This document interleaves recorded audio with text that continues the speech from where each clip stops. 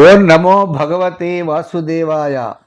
వ్యాసప్రణీతమైన మహాభాగవత కథాసారం సంపూర్ణంగా అందించే ప్రయత్నం చేస్తున్నాం.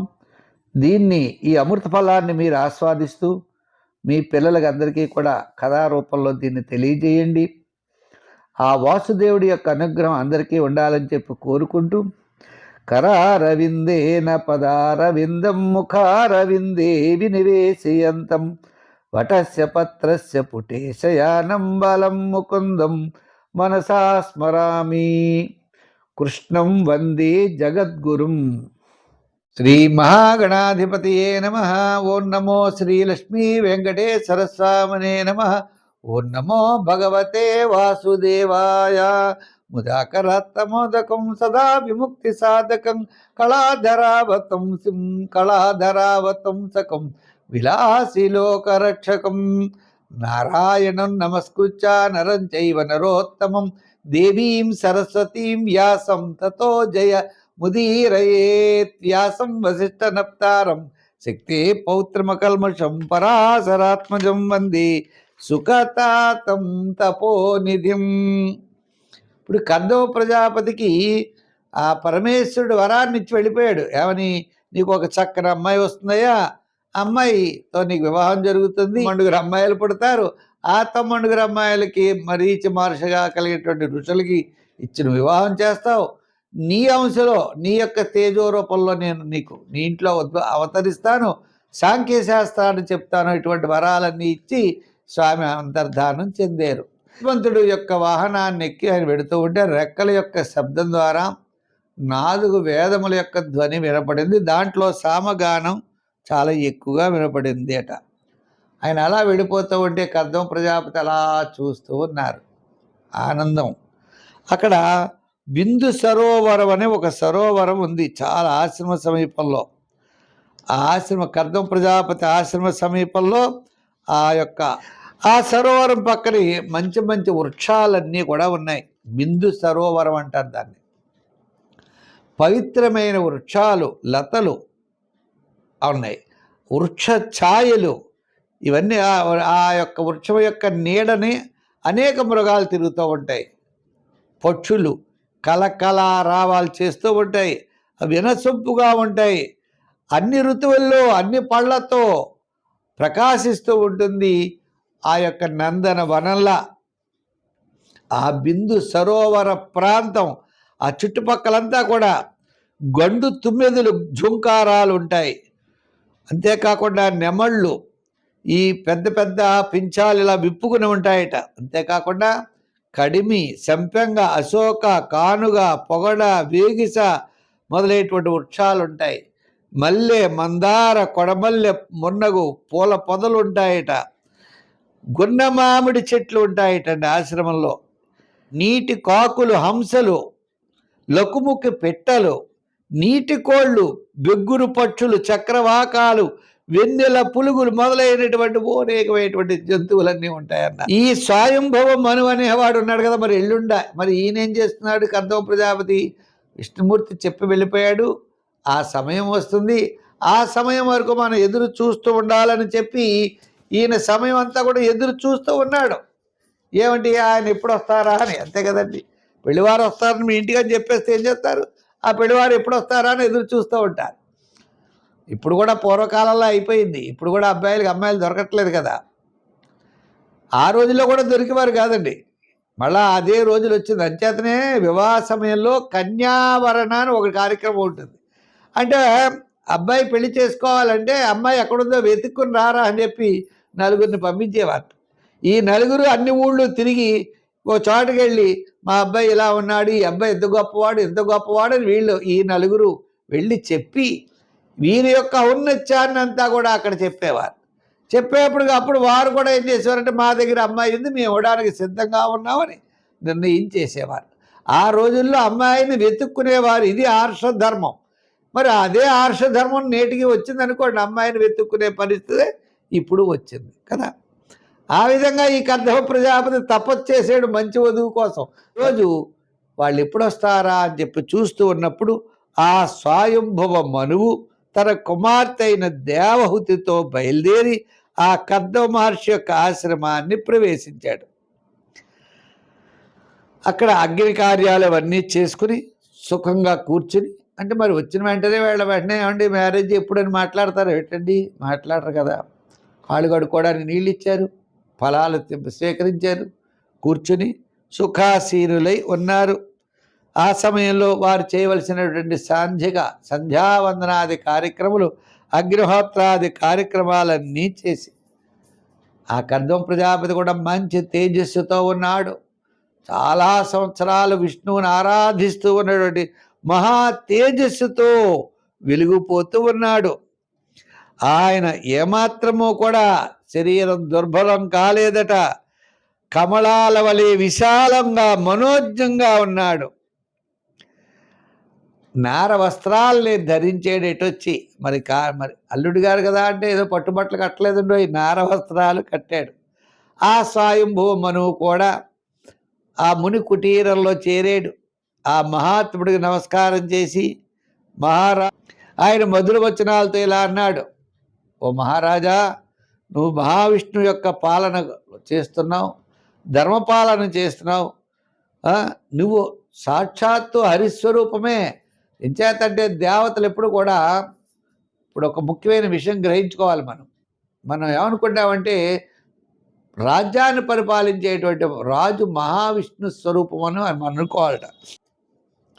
నువ్వు చక్కని రథాన్ని అధిరోహించి సూర్య భగవానుడి వలె భూమండలాలంతా కూడా పర్యటిస్తున్నావు, చక్కగా పరిపాలిస్తున్నావు.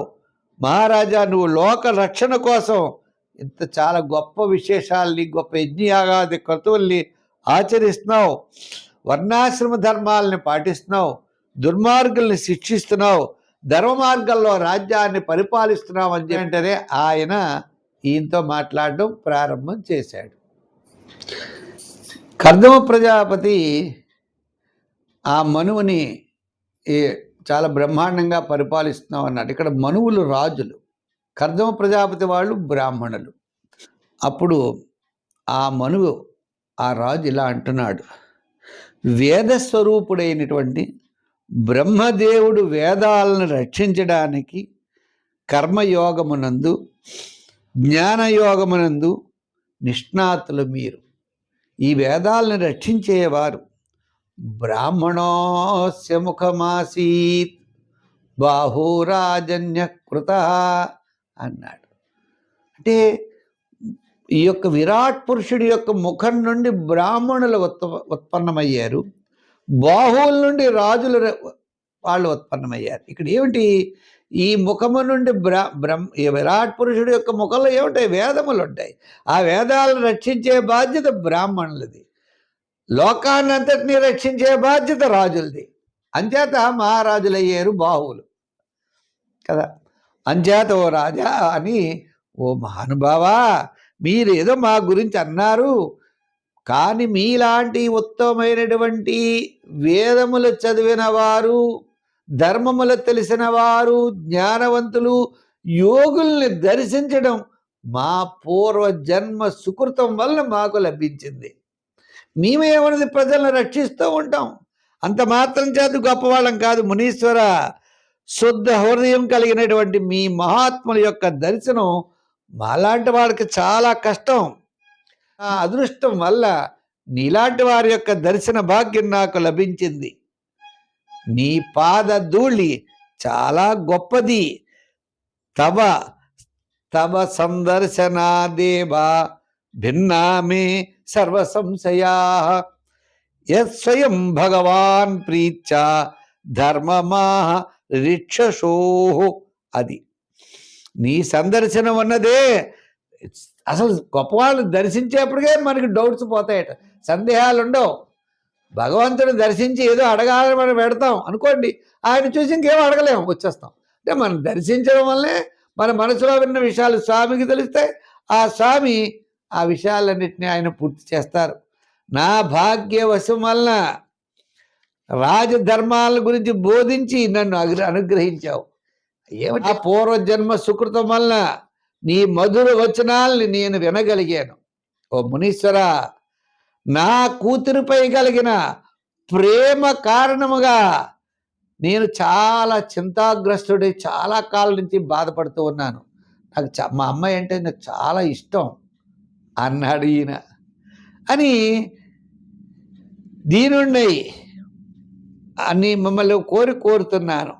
ఈ నా కూతుర్ని ఈమె ఎవరయ్యా అంటే ప్రియవతుడు ఉత్తానపాదుడు ఈమెకు సోదరులు. అది అంటే నా కుమారులని అర్థం. నా అమ్మాయిని నీకివ్వాలని అనుకున్నాను. ఈమె ఈడైన వాడు, సరైన వాడు, యోగ్యుడు, భర్త ఎలా లభిస్తాడని అనుకుంటూ ఉంటే నారద మహాముని యొక్క దర్శన భాగ్యం వల్ల ఆయన ఏం చెప్పాడు, మీకు యొక్క గొప్పతనాన్ని గుణగణాలని అన్నిటినీ నాకు మా అమ్మాయికి చెప్పాడు.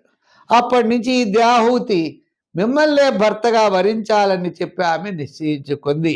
బ్రాహ్మణోత్తమ, ఈ కన్యను నీకు నేను సమర్పిస్తున్నాను, దయతో స్వీకరించండి. ఈమె గృహస్థాశ్రమ ధర్మాలన్నీ కూడా చాలా చక్కగా పాటిస్తుంది.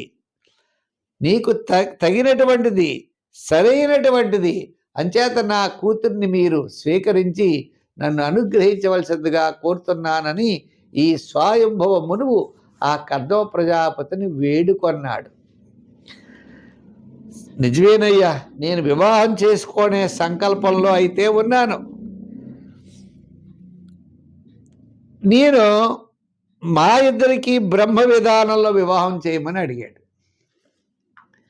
ఏమిటండి బ్రహ్మ విధానం అంటే? ధర్మ ప్రజా సంపత్యర్థకం స్త్రియం ఉద్వహే అన్నారు. ధర్మ ప్రజా సంపత్యర్థం. పెళ్లి చేసుకున్నానంటే ఇష్టవచనం చేసేసుకుని నా భార్యని ఎవరికో ఇచ్చేస్తున్నాను, నా ఇష్టం అంటే కుదరదండోయ్. ధర్మాన్ని తప్పకుండా ఉండాలట. వేదోక్త విధానమైన నీ కుమార్తెను వివాహం చేసుకోవడానికి పురుషార్థ ప్రయోజనం చేకూరుతుంది. ధర్మ అర్థ కామ మోక్షాలు ఇవన్నీ పురుషార్థాలు ఉంటాయి కదా, చతుర్విధ పురుషార్థ సిద్ధ్యర్థం ధర్మ ప్రజా సంపత్యర్థకం స్త్రియం ఉద్వహే అని సంకల్పం చెప్తారన్నమాట. ఏ ఆభరణాలు ధరించరు. ఇక్కడ సాలంకృత కన్యాదానం అంటాడు. పిల్లని బంగారు బొమ్మల అలంకారం చేసి దానం ఇస్తాడు. కానీ ఈయనకి ఇచ్చినప్పుడు ఎట్టి ఆభరణాలు ధరింపక కేవలం సౌందర్యం చేతనే నీ కుమార్తె గొప్పదయ్యా, అటువంటి కన్యను పెళ్లి చేసుకోవడానికి నేను అంగీకరిస్తున్నాను అన్నాడు. ఆయన చెప్పాడు. చెప్పిన తర్వాత ఈయన వీరిద్దరికీ కూడా వివాహం చేశారు అని చెప్పబడుతున్నది. దేవహూతి బంతి ఆట ఆడుకుంటూ ఉంటే ఆ శబ్దం విని ఆకాశంలో వేరించే గంధర్వుడు ఇలా కిందకి చూసి ఈమె యొక్క సౌందర్యానికి ముగ్ధుడే కింద పడిపోయేట. అంత అందగత్తే దేవహూతి, సామాన్యురాలు కాదు. సరే, తన భార్య వైపు, అమ్మాయి వైపు ఒకసారి చూశాడు రాజు. వారు కూడా తగినటువంటి వాడని గ్రహించిన వెంటనే వారిద్దరికీ కూడా చక్కగా వివాహం అనేటువంటి కార్యక్రమాన్ని చేశారు. మంగళవాద్యాయులతో ఆ ప్రదేశం అంతా కూడా శోభాయమానంగా అలంకారం చేసి చక్కని సమయం ముహూర్తం చూసి వారిద్దరికీ కూడా వివాహం చేశారు. ఏమవుతుంది, వార్తను తన రాజ్యానికి తెలియజేస్తారు. వివాహం చేసిన తర్వాత అంటే యాక్చువల్గా అయితే వారు ఊరి తీసుకెళ్ళి వివాహం చేయాలి. కాకుండా రాజు ఇక్కడికే వివాహం చేసేసి అప్పచెప్పి తన కుమార్తెను ఆయన చేతిలో పెట్టి బయలుదేరాడు. ఎంత వెళ్ళినా ఎంతో ప్రేమతో పెంచుకున్నటువంటి కుమార్తెను ఒక ఆయనకి ఇచ్చి వివాహం చేసి బయలుదేరి వెళ్ళడమే కదా. పైగా ముని, మహారాజుకి అనేకమైన చెలికత్తులు అందరూ బోళంతమంది ఉంటారు. మరి ఈ మునికే ఉంటారండి. ఈ ముని దగ్గర ఆమెను వదిలేసి బయలుదేరారు. ఈ కర్దమ ప్రజాపతి, దేవహూతి ఎంతో అన్యోన్యత కలిగిన వారి జీవనాన్ని సాగిస్తున్నారు. ఈ మహారాజు తన భార్యతో కలిసి ముందుకి ప్రయాణం సాగించాడు. ఇలా ఆ దేశ రాజధాని బరిష్మతి నగరాన్ని చేరుకున్నాడు. అక్కడ ఏమిటి ఆ విశేషం ఏంటంటే, యజ్ఞవరాహమూర్తి అని అనుకున్నాం కదండి. ఆయన పాతాళం నుండి భూమిని ఉద్ధరించిన తరువాత ఆ స్వామి తన శరీరాన్ని విదిలించినప్పుడు రాలినటువంటి పవిత్ర రోమాలున్నాయి. వరాహమూర్తి వరాహ అవతారం. ఆ వరాహ అవతారంలో ఆ వరాహానికి కొన్ని వెంట్రుకలు ఉంటాయి, పవిత్ర రోమాలు. స్పర్శతో ఆ ప్రదేశం అంతా కూడా చాలా పవిత్రత చెందిందట. యజ్ఞవరాహమూర్తి అంటే దాని పేరే బరీష్మతి అంటారు. ఆ బరీష్మతి అనే ప్రాంతం. ఆ విధంగా అక్కడ కొన్ని రోమాలు పడ్డాయి. ఆ రోమాలు రాలిన ప్రదేశం అంతా కూడా రెల్లుగడ్డి దర్భలతో ఉంటుందట. చూడండి, మనకి రెల్లుగడ్డి దర్భలు ఎక్కడి నుంచి వచ్చాయో తెలియదు. ఈ యొక్క వరాహావతారంలో స్వామి యొక్క వరాహాన్ని ఇలా జులిపితే రాలినటువంటి వెంట్రుకల కేశములు ఏవైతే ఉన్నాయో అవే రెల్లుగడ్డి, అదే బర్హిస్సు. వాటిని ఎంత పవిత్రంగా వాడతారు ఏమండో. ఇవి పంది వెంట్రుకలు అంటే ఎవడన్నా అంటాడా? స్వామి యొక్క రోమాలవి. ఆ దర్భల్ని యజ్ఞయాగాది క్రతువులకు వాడతారు. చూసారు ఎంత పవిత్రతగో. అంచేతనే ఆ ప్రదేశాన్ని ఏమన్నారట? బరిష్మతి అనే ప్రదేశం అన్నారు. ఈ స్వయంభూ మహానుభావుడు అమ్మాయికి వివాహం చేసి ఆ మహారాజు బరిష్మతి నగరాన్ని చేరిన పెదపడ తన భవనాన్ని పెళ్లిగా ప్రవేశించాడు. తన కుమార్తె యొక్క వివాహం జరిగింది అని అందరికీ తెలుస్తుంది కదా. ఆ తెలిసి వాళ్ళందరినీ కూడా సంతోషపెట్టి అనేకమైనటువంటి దాన ధర్మాదులన్నీ కూడా ఆయన ఆచరించాడు. తన కుమార్తె వివాహ సందర్భంలో మరి ఇక్కడ చేయలేదు కదండి వివాహం. అందుచేత అక్కడ ఉన్నటువంటి వారందరికీ కూడా భూములు, వాహన, అలాగనే గోవులు, దాన ధర్మాదులన్నీ కూడా దానం చేసి ఆ ద్విజోత్తములు భూసుల యొక్క ఆశీస్సులను స్వీకరించి ఎంతో కుమార్తెని అయినటువంటి దేవహూతి యొక్క వైభవాన్ని తలుచుకుంటూ మహానుభావుడికి ఇచ్చాను, గొప్ప తపస్యాలకి ఇచ్చాను అని చెప్పి ఎంతో ఆనందాన్ని పొందుతూ ఆయన జీవనాన్ని గడుపుతూ ఉన్నాడు.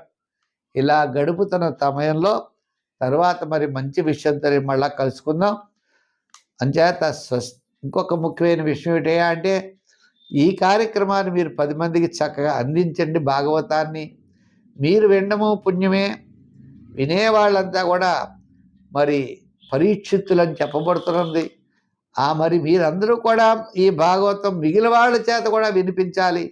మీ పిల్లలకు కూడా చక్కగా వినిపించండి. సులభమైన రీతిలో మన యొక్క సాగుతోంది భాగవతం. భాగవతం తెలుసుకోవడం అంటే భగవంతుడి యొక్క అనుగ్రహం ఉన్నవాడు మాత్రమే తెలుసుకోగలుగుతారట. అంచేత అందరికీ భగవంతుడి యొక్క అనుగ్రహం ఉండాలని చెప్పి మనం కోరుకుంటూ మరలా మంచి విశేషంతో రేపు కలుసుకుందాం. సర్వే జన సుఖినో భవంతు. స్వస్తి.